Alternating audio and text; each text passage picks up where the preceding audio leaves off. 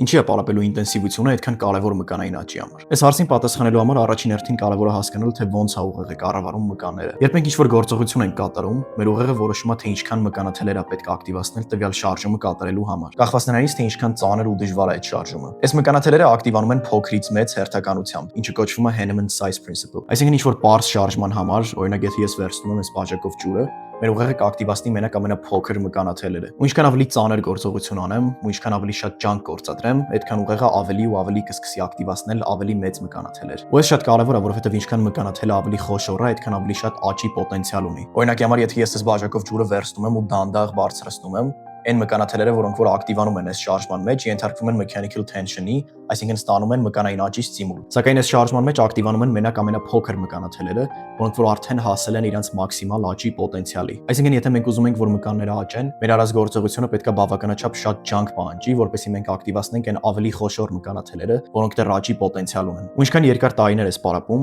այդքան ավելի շատ մկանաթելեր հասնում են իրենց մաքսիմալ աճի պոտենցիալի, ու քեզ մնում են մենակ այն ամենախոշոր մկանաթելերը, որ դու դեռ կարաս աճեցնես։ Ինչը մասամբ բացատրում է, թե ինչի է պրոգրեսը տարիների ընթացքում գնալով դանդաղում։ Այսինքն, եթե դու արդեն տարիներ շարունակ մարզվում ես, քո համար նույնիսկ ավելի կարևոր է պարապել բարձր ինտենսիվությամբ ու ստաբիլ վարժություններով, որովհետև քեզ պետք է հասնել մաքսիմալ հնարավոր motor unit recruitment-ի, որպեսզի դու կարողանաս այն ամենամեծ մկանաթելերին աճի ստիմուլ հաղորդես ու շարունակես պրոգրես ունենալ։